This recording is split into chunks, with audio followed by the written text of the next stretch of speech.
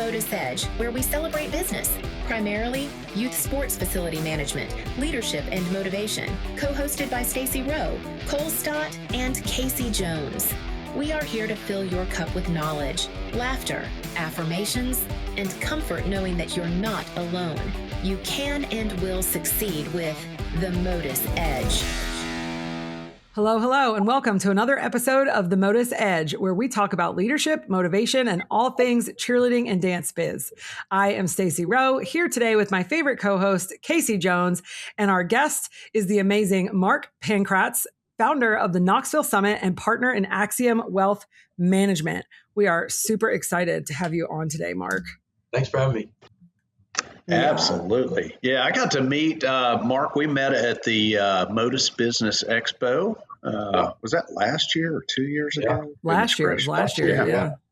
So, man, I really enjoyed hearing you speak. You were a wealth of knowledge to all of our attendees there. And, just a big help as far as, helping to guide us as far as finances and things like that in the business world. So, well, I appreciate that.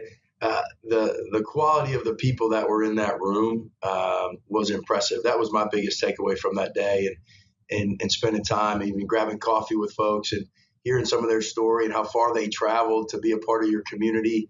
I'm big on community right now, and so the fact that so many people came from all over the country just shows that you guys are making an incredible impact through MotUS, and I'm just honored to be able to be here with y'all today.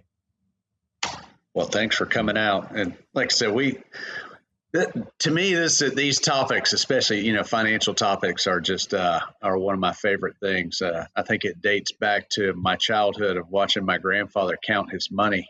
Cash was a thing back then, and he was a great businessman, a little bit of a hustler, but, always looking to buy and sell something. And, but he really ingrained in me the importance of making sure that you had cash on hand to be able to do your business. If you didn't have that cash or you couldn't get the cash, then it was hard to be able to grow your business or do any kind of business. So something I've been intrigued with since a young age. So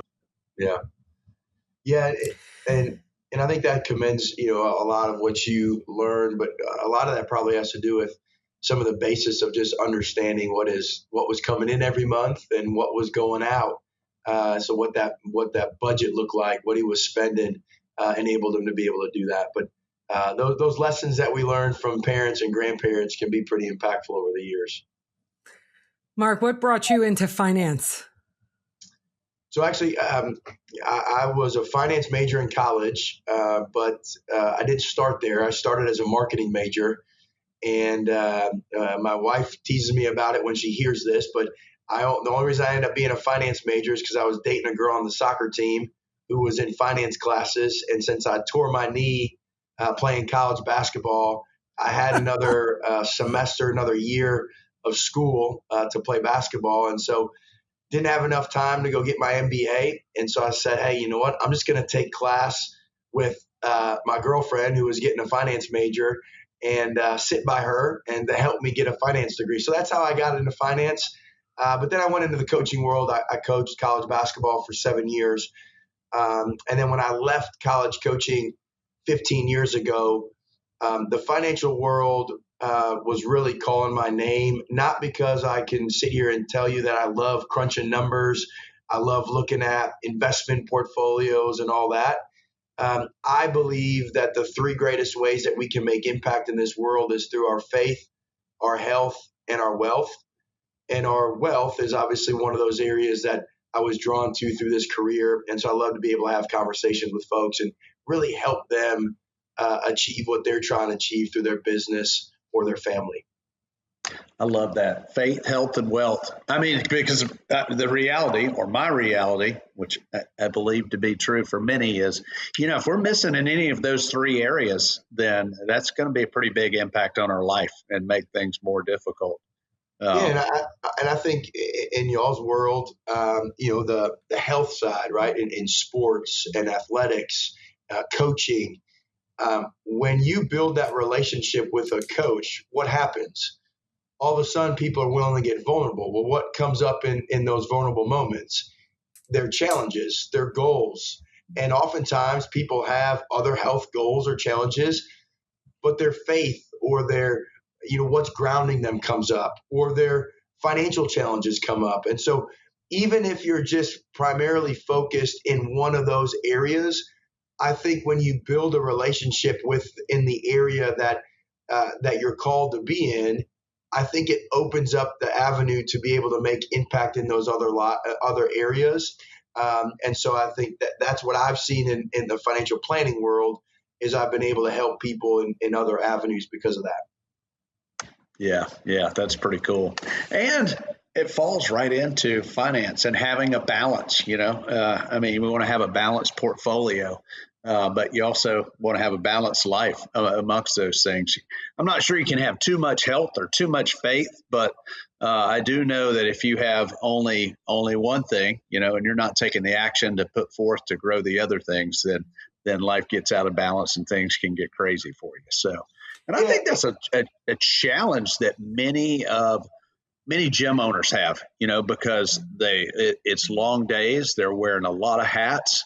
They're doing everything from coaching to managing the books to, trying to answer the phone and work on collections and trying to do so many things as a gym owner, especially when they're getting started. So what are some of the biggest financial mistakes that you see people make in youth sports facilities? Yeah, and I want to hit on one point that in what you had just mentioned, because I think so many business owners, Casey, so many coaches, especially when you're working in the kid space, they care about others. They're very servant minded, and so I think their challenge is to think about themselves and their own health, their own rest. What they need to be performing at their best, because their mind tells them, well, that's selfish. I got to make sure that the business is taken care of. I got to make sure my staff is taken care of. I got to make sure my kids and my parents, everybody else is taken care of. And they forget about themselves, or they forget about their own family. When really, if we take care of ourselves first and we take care of our families first, we're going to be able to show up in those areas of our business more equipped to handle what is thrown our way on a daily basis. So I just want to encourage people that it's not selfish if you need to take time for yourself. And really, by you taking time for yourself, you're going to be able to pour into others at a much higher rate. So Mark, that really hit home with me. I had a mentor, in my probably mid-20s, and I was dealing with the same thing. And it wasn't business related. It was more on a personal side, more with my wife and my family, young family, just trying to, and it's like, man, I don't have time for I don't have time for me. I've got to put them first. And I was like, if I put me first, then that's selfish. And he was like, no. And then he explained the difference between selfish and selfless. And he was like, man, right now you're not bringing, he was brutally honest. He's like, you're not bringing a lot to your family because you don't have a lot to bring. He's like, you need to pour into yourself and get yourself right so that you have something to offer to them. So really powerful message, what you just shared there. And I think that's something important for business owners, because if we don't take care of ourselves, it's going to be short-lived, and we're going to quickly get into a position where we're not able to help any others because we don't have anything to help them with, because we haven't taken care of our own selves. And the hard balance of that, to your question about what do we see in youth sports and gym owners, the hard part of it is, hey, we want to do everything for our clientele, for our athletes, for our parents, because that's going to keep them coming back. That's going to help spread referrals. It's going to help grow the business. And so we want to be giving, but then we forget about ourselves. And so then we don't want to be too focused on ourselves and our money and what we need and our expenses, because then we're not willing to invest ahead of growth. We're not willing to do the spend the marketing dollars. We're not willing to try a different sales tactic, even if we don't know it's going to work or not. And so it is a constant battle.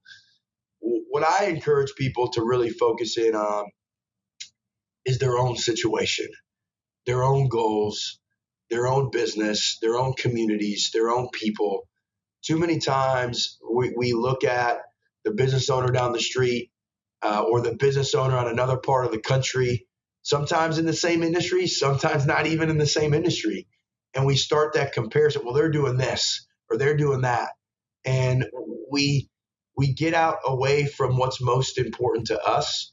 And so I think as a business owner, you have to establish what are your core principles, what is your culture going to be like, and be okay with double down on that. Because one, you're going to enjoy showing up to work every day. You're going to attract the right staff members into your company because of the culture and the mission and the purpose. And you're going to attract the right families.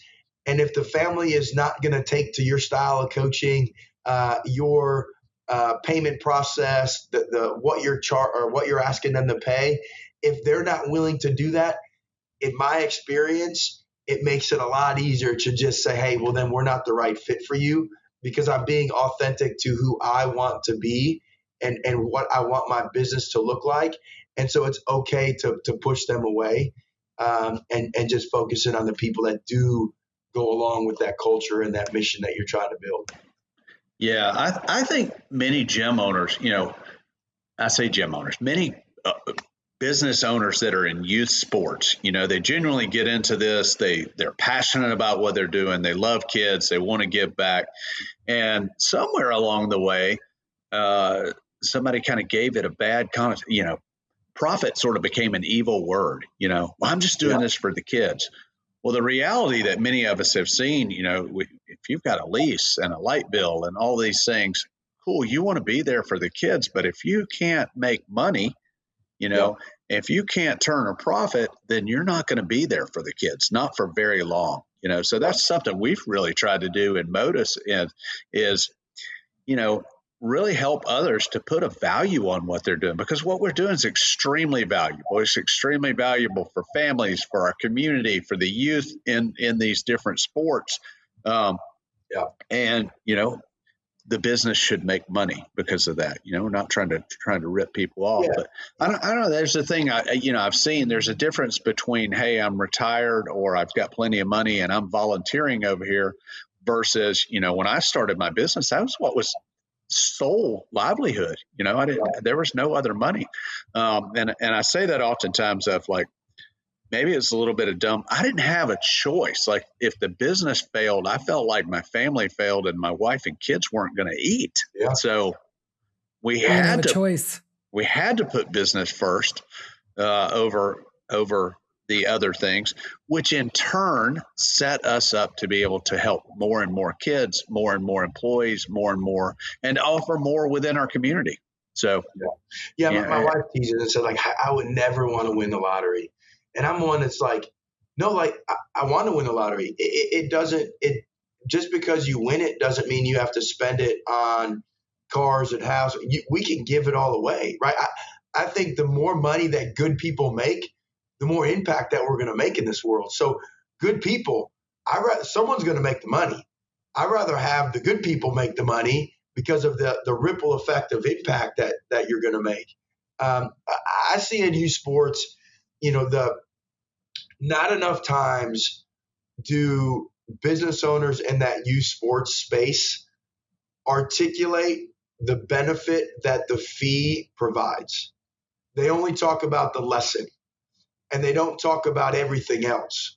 And so then the parent looks at, well, why am I paying? I can go over here and this one's cheaper. But if you talk about all the other aspects, like if you're telling your athletes, hey, our coaches have X amount of hours and years of expertise coaching this type of athlete. If we're providing, hey, we've got access to mental training that they can tap into, whatever the intangible things are that are adding benefit, oftentimes people don't articulate that within the fees that they're charging. And worse off is there are some that do articulate it, but then they don't execute on it.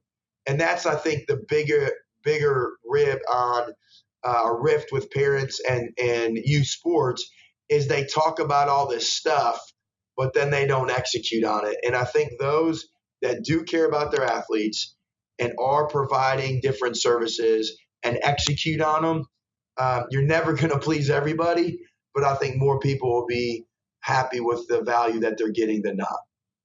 Well, that came up yesterday. Stacy sent us a text about one of her former dancers and some success that they were finding, and that's the thing.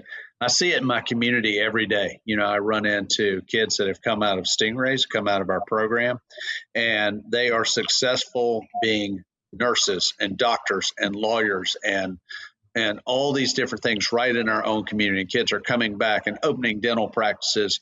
And I know that their discipline in life or their discipline in school was fostered by their discipline in sport, Yeah. And you're right. That is something that we don't, we often don't sell or let the parents know, but there is more outside the sport. There is more beyond. And that's the thing. You've got these kids that come in, and whether it's through dance or cheer or any other sport, they come in and they learn teamwork, they learn discipline, they learn how to work with they learn how to add to a team as opposed to making it all about themselves. And when to lead, when to follow, Yeah. I love watching our kids, just seeing all of my former athletes and what they're doing. I mean, even if, some of them are just, raising their children and they're moms staying at home, taking care of their kids, or dads staying at home, taking care of their kids. And I love that. And I love, the ones that go on to do other things, like Casey said, they're dentists or doctors or lawyers or, whatever. I have some professional dancers that are dancing on stage with some big name folks, and it's cool. Like, it's just cool to see them succeeding in life in general and just finding their way and being happy. And it's awesome. It's awesome to know that, in some part of their journey, we were a little part of that, Yeah. And I think that a lot of coaches, they're able to step back and appreciate that the more that they're on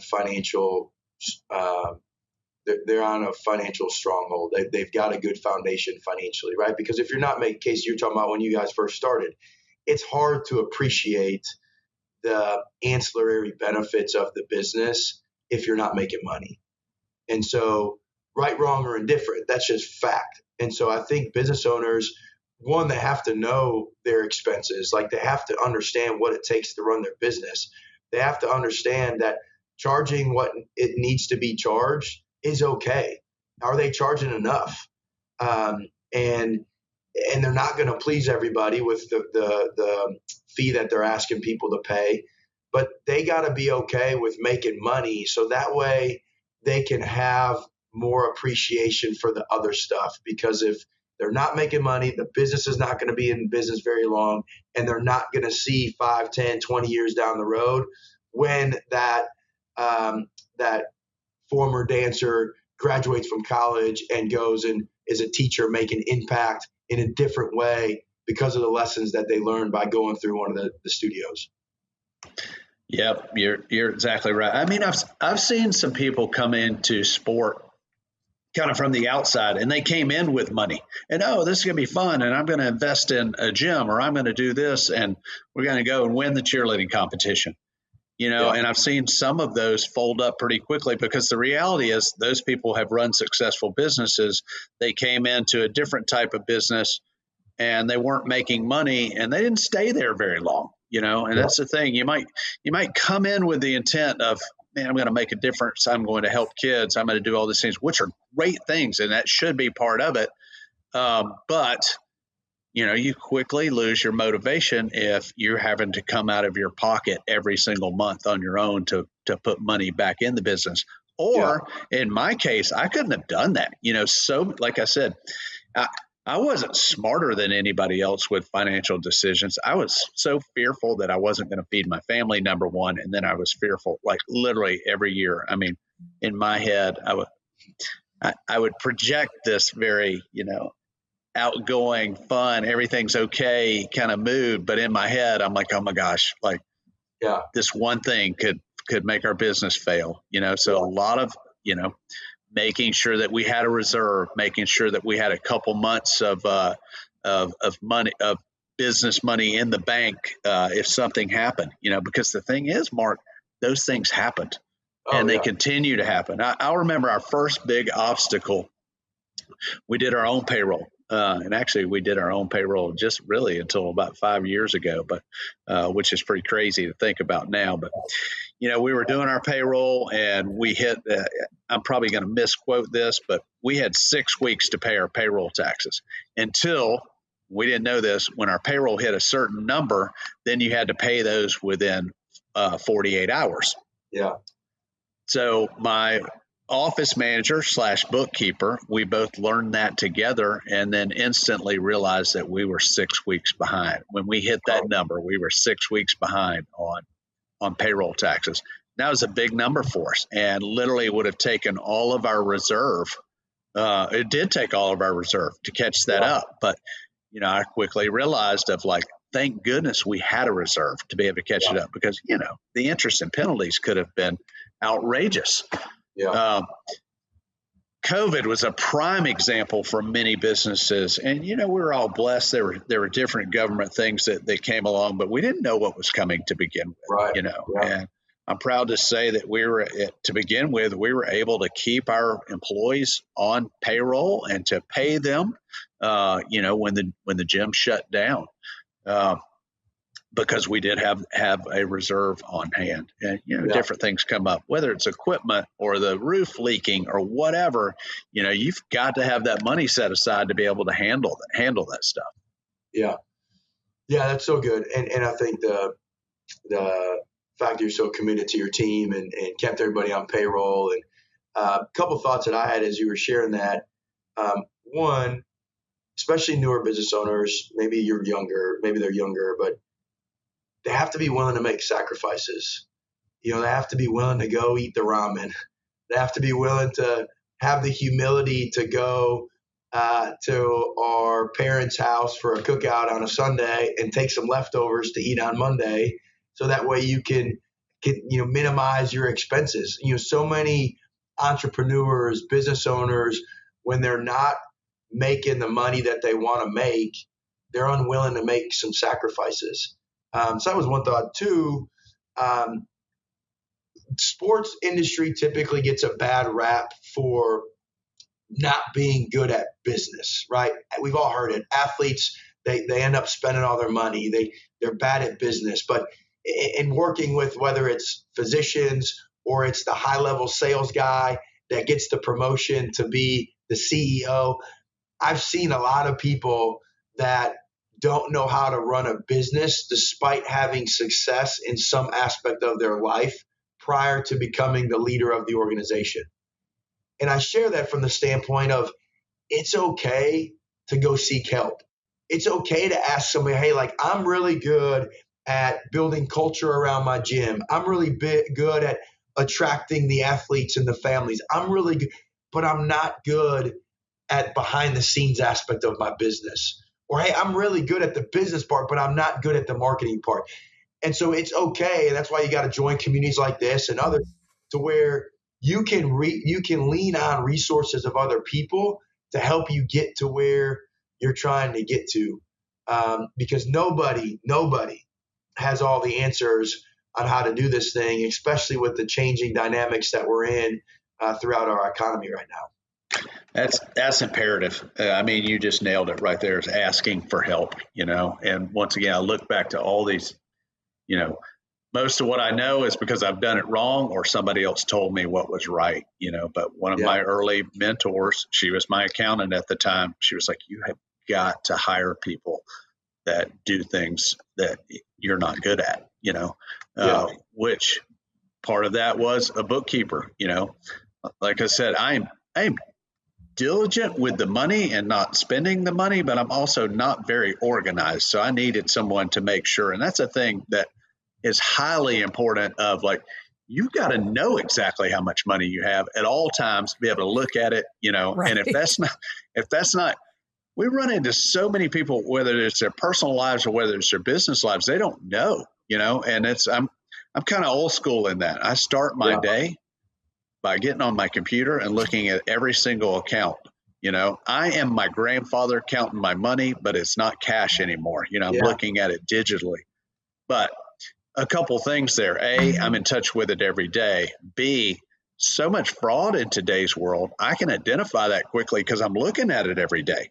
There are businesses that, somebody may go float a fake check for $700 or $800 and they don't even know it because they're not looking at and monitoring that. So you've got to, and I think a big mistake that sometimes people run into, especially when they're small and starting out, it's like, well, I can't afford that, and I always answer with, you can't not afford that, You've got to have those people. And, there's so many different resources out there. There are some very reasonable, and legit reasons that don't cost a lot of money. Yeah. Mark, what quick advice would you have, for it's easier. I feel like all of us are a little bit older, we're not that old, but we're a little bit older, right? So we're thinking about retirement. I'm pretty old. We've been there, done that. We've made these mistakes, but for the newer, gym owner out there, the younger one that doesn't realize they need to think about these things yet, what's the best advice, I guess, you could give them to kind of not only prepare, for their business and all the things that we're talking about, but to prepare for their own future. I think that's the one thing that business owners struggle with, as an employee, right? You have the opportunity in, not all the time, but in a lot of cases, to invest in a retirement plan or something, and your employer kind of helps nudge you along in that. But as a self-employed, as the one who owns the business, oftentimes you're not necessarily, taking those steps for yourself. So what's, I don't know, something that you would say to the younger generation to try to help them see the importance of that for themselves down the road? Yeah. So, two thoughts. One will be financial. One is just more general. And I just wrote about this in my Knoxville Summit newsletter. People can go read it on Substack. But it's, where are your eyes? But what are your eyes focused on? Are they focused on excuses? Are they focused on other people? Are they focused on the woulda, coulda, shouldas? They're focused on what you don't have? And I use the acronym EYES of, you need to eliminate your excuses. You need to enhance your effort. You need to enhance your execution. You need to enhance your energy. What I typically see with young people, and I'll get to the financial side, is there's excuse making, or there's lack of energy or effort, or there's lack of sacrifice, and their eyes are focused on the wrong thing. I believe that if people put immense effort, enthusiasm, execution into whatever they're trying to achieve, they're willing to get help, and they've got the right heart posture, they're eventually going to have success. It may not come in the time frame that they hope and they wish and they dream, but they're eventually going to have success. So first, I'd ask, where are your eyes? Second, I'd be looking at what your own expenses are as a household, and it's that budgeting side of it. And knowing that, and this comes from a part of a financial planning firm, like, your business is your most successful asset. Your business is your most important asset, your most important financial decision. So yes, people talk about retirement, and that's important, but I'm not a big fan early on for putting money into a called qualified plan, a retirement plan that they can't touch until they're 59 and a half, because they got to have money in case, the HVAC goes out, or the staff member leaves unexpectedly and they need, whatever it may be. And so they need to have that cushion of money to be able to get them through a challenging time. And so then that would lead me to, making sure you've got an operating account that has extra cash in it that's separate than your savings account as a personal side. So we're separating business and personal financial. So you've got your emergency account for your home, your family, but then you have your operating account, which is for your business, which is separate. That way you've got 3 months, 6 months of expenses for your business that you can set aside. And then lastly, I don't think enough. I don't know how many of y'all gym owners have like sponsors and different revenue streams that are brought in through the communities, besides like fees and payments through the families.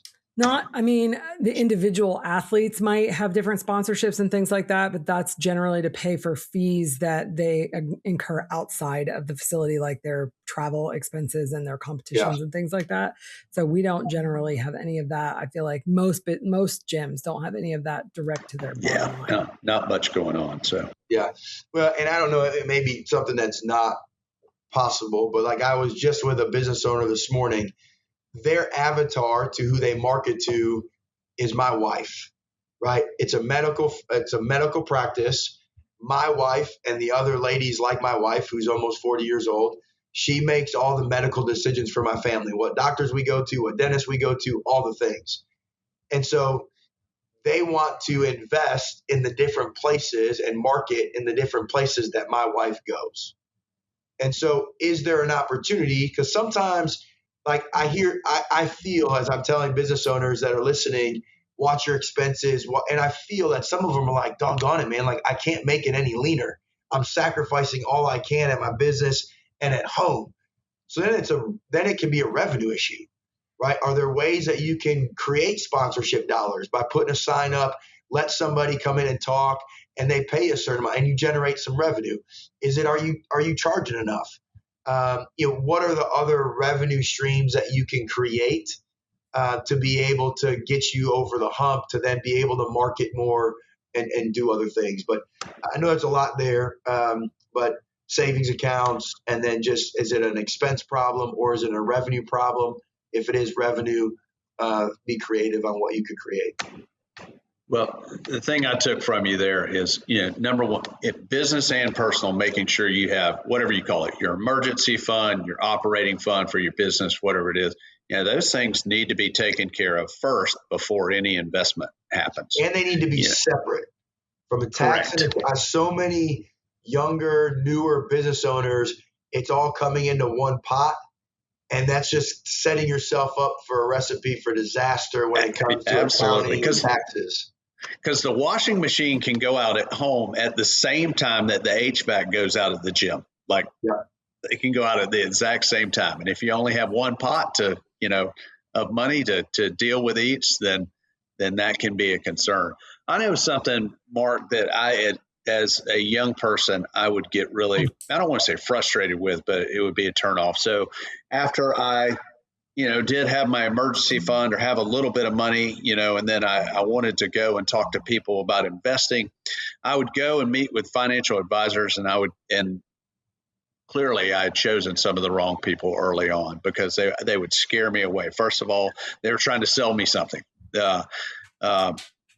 In my opinion, a financial advisor shouldn't be selling you insurance. They may talk to you about some life insurance or something like that, but that's not their number one thing of selling you insurance. And then I would have these conversations that would be so just overwhelming to me of, I'm 28 years old talking to a financial advisor, and they're telling me that I need, $25 million to retire. Well, I'm not even thinking about retirement now. Right. I'm 28. Yeah. And then, so my mind would turn to, well, I don't, annuities, insurance, all of these things that I still do not believe are investment pieces per se, but all of these things, and then I just wouldn't invest at all, for the longest time. And then it was honestly almost into my 40s before I found the right financial advisor who I could connect with, and it's like, no, you don't need $25 million, and let's start doing this. Because, another thing is, once you have those emergency funds and those things like that, then the right time to invest is today, and starting right. And it may only be $10, but making sure you're putting that in the right place. And once again, making sure that you're seeking the professionals that, want to build your. Yeah, making sure you're working with a fiduciary. And I use this example for anybody that's had a bad experience with a financial advisor, and there's a lot out there. Thankfully, after I had a bad relationship with the first girl that I ever dated, thankfully I didn't stop dating because I would have never met my wife, right? So just because you had a bad experience with a financial advisor doesn't mean don't engage, don't try to find the right financial advisor for you. Absolutely. There's somebody out there that is for you. So make sure you're working with a fiduciary. Make sure that the person that you're talking to is doing more listening than talking. They need to understand what's most important to you. And if they're truly acting in the way of a fiduciary, they need to be giving you advice that fits your unique situation, not just trying to sell you something. And so, yeah, I would just encourage people to have those conversations. And there are firms out there that have minimums. And yeah, you got to have a certain amount of money to invest with them. Otherwise, you're not the ideal client. Don't take that the wrong way. You probably have some sort of guardrails on your business. If somebody wants to pay you, X amount to come get a lesson in, and it doesn't meet your requirement, you're not just going to let them pay $5 to come be a part of that program. And so everybody has some minimums, but I just encourage people to continue to do their research, to find somebody that can help them, because there's a lot of good people out there. Absolutely. And I hope that what I said didn't insinuate, because I totally, like I said, I work with a financial advisor now. He's great.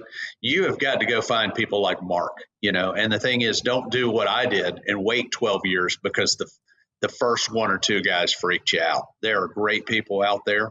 And like I said, they're offering different services. But, now a meeting with my financial advisor is something that excites me, Right. because we're working together for a common purpose, and the reality is, hopefully I'm going to make a couple bucks and they're going to make a couple bucks, and we're all on the same team. So, yeah. Mark, I'm going to ask you a couple quick financial questions, quick answers. Okay. And then I think Casey's going to tell us a dad joke. Do you recommend people have an emergency fund 3-month, 6-month, or 12 months? 6 months would be ideal. Biggest waste of money for small businesses? On wants instead of needs. That's actually very simple, but very powerful. Yes. This may not be a question for you, so if you can't answer this question, we'll skip it. Biggest overlooked tax deduction?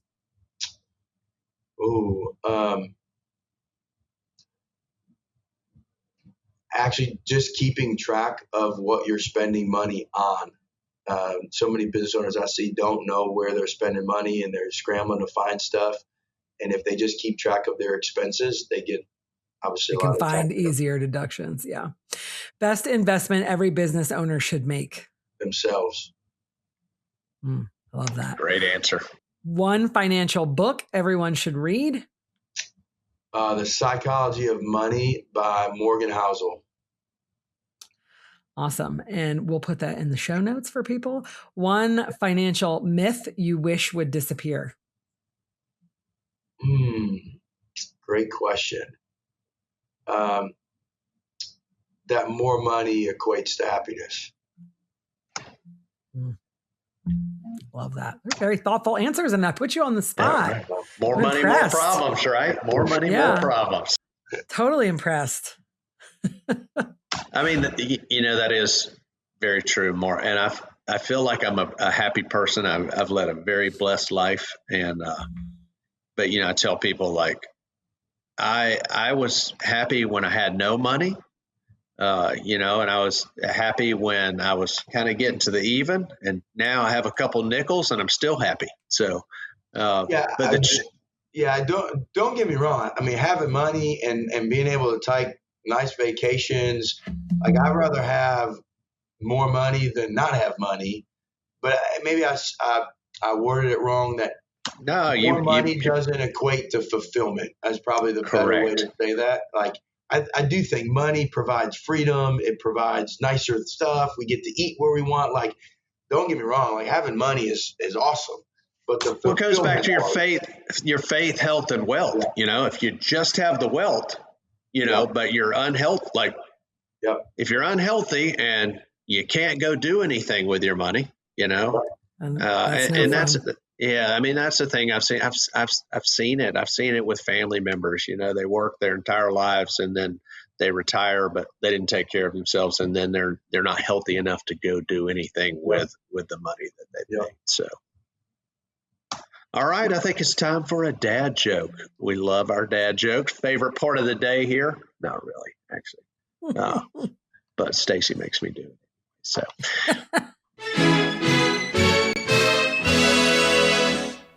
What did the nut say when chasing the other nut? What did the nut say when chasing the other nut? I have no idea. I'm a cashew. I'm a cashew. Boom. Oh, too funny. If you have a favorite dad joke, make sure share it with us. You can submit that on our new website, themotusedge.com, or you can DM us on social media at Join MotUS. And with that, talk about MotUS for a little bit. We got our MotUS Business Expo coming up. Man, that's such a great, Mark's been a part of it. Just, come together with the community of gym owners and, just good times and something really special happening this year, Stace. You want to talk about the Novas? Yeah. So at the MotUS Business Expo last year, we did the Pioneers of All-Star book launch on Monday night between the 2 days of conference, which was really awesome and special to get the industry together. And there were so many people there from so many different years of history throughout cheerleading. And it was really cool to have everybody all together. And everyone, said, man, we need to do this more often. We need to get together and celebrate what we do. Mark, it's funny, as much as we are cheerleaders and dancers, we don't very much get together and just like celebrate our work. And so the book launch kind of brought that on. So we decided we need to do that every year. And so this year we are launching for the first time, which we'll continue to do in the future. But for the first time this year, on that same Monday night between the 2 days of the Business Expo, we are doing the Cheer and Dance Novas. So we are really excited about that. We have 23 different categories for cheer and dance that we will be promoting and representing and honoring. And the nominations for those opened up just the other day on Monday. So they are open until Monday, July 27th. So people can nominate. You can nominate yourself. You can nominate others. And then we will release who the finalists are. And then, of course, voting will begin in August. And the awards will be September 28th. Monday night in Nashville, Tennessee at the MotUS Business Expo. We're just super excited about it. It's going to be really awesome and a lot of fun. And a lot of people ask, what does Novas mean? So MotUS is hosting the Cheer and Dance Novas, and MotUS is Latin for movement. And we were very intentional with that choice. We wanted to just kind of be an inspirational movement in the industry and focus on business. And so that's kind of why we chose that name. And so the Novas means new and a burst of brilliance. And so that's where it means new in Latin. And so that's kind of where we came up with the Novas. So anyway, we're super excited. If you haven't nominated yet, you can go to our website, joinmotus.com, and click on the awards section, and you will find you can find all the categories, read all about the categories. You can read all about the event, and you can nominate yourself, your friends, your coworkers, other businesses that you've worked with, podcasts, social media. There's all kinds of different categories. It's going to be, like I said, it's going to be pretty awesome. We're excited about it. And you can attend if you're nominated, you can attend. If you're part of the Business Expo, you can attend. You can purchase meal tickets. So all of that will be available on the website. Casey, anything to add? Gonna be a good time. Make sure you're there. Yeah. And you get to experience the Business Expo, which I think is just like such a phenomenal event. You get to meet people like Mark, and people often outside of our industry. Mark comes from sport, but, just to be able to meet with a financial advisor and hear what they have to say and just insurance people, a lot of different folks. And if I could just say one thing, because, I put on one of the biggest leadership and business events here in Knoxville every year. And I say this often that, like in podcast world, we can get a lot of content just by tuning into Spotify or Apple Music or whatever. But I believe wholeheartedly that when good people come together with a heart of contribution and trying to serve one another while learning, magic happens.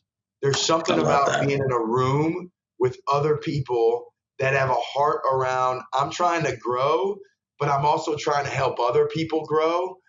That's why these type of events and communities are so important. Yes, you can tune into some wealth manager on a podcast or some gym member, but there's something about coming together with a community of people and you build that relationship. So that way, when you're home, if something pops up that you need questions about, you've got a relationship with somebody that you can lean on. So I can't advocate enough to making sure that you're attending something like this because I've seen it firsthand of the amount of impact it can make on business owners and leaders that go to these type of things. Well said. Well said. Thank you. Agree. And if you're a MotUS member, you get 2 seats included with your membership to the conference. So make sure that you join MotUS, and we're going to tell you a little bit about it now. Owning a gym doesn't have to feel like you're pushing the bus uphill alone. Join MotUS, a powerhouse community of gym owners who share, support, and grow together. Inside the MotUS Vault, you'll get ready-to-use templates, fresh resources, and exclusive industry discounts. Plus, your membership includes 2 seats at the MotUS Business Expo in Nashville every year. 2 full days of growth, leadership, and networking, included at no extra cost. Ready to level up your gym game? Join MotUS at joinmotus.com. That's JOINMOTUS.com.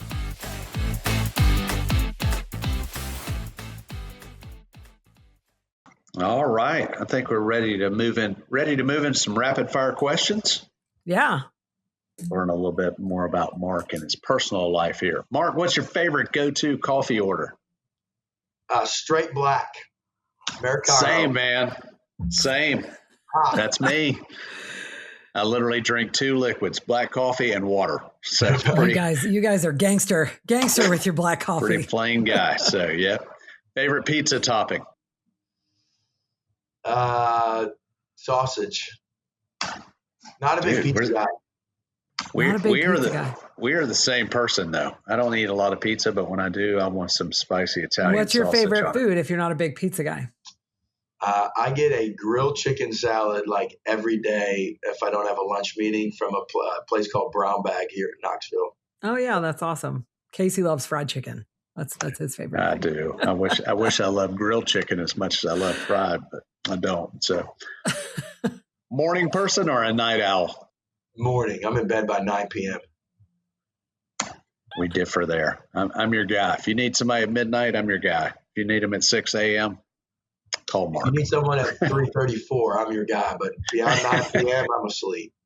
I love it. If you could have a superpower, which would you choose, flight or invisibility? Ooh, I feel like if I say invisibility, like I'm trying to hide something or like I'm trying to be too sneaky. So I feel like that'd be the wrong thing to say. So I would say flight, but as my 4 daughters get older, it would probably be invisibility. So I can make sure Makes sense. Yeah, somebody else said that they felt like invisibility, like kind of gave them a dishonest, vibe. Yeah. Yeah. If you could have dinner with any fictional character, who would it be and why? I just always go to Michael Jordan. Would be would be, no matter fictional, non-fictional, whatever it is, it would always be Michael Jordan. So you want to have dinner with Michael? I can respect that because, I think he's literally probably one of the greatest athletes, if not the greatest athlete that has ever lived. So that's awesome.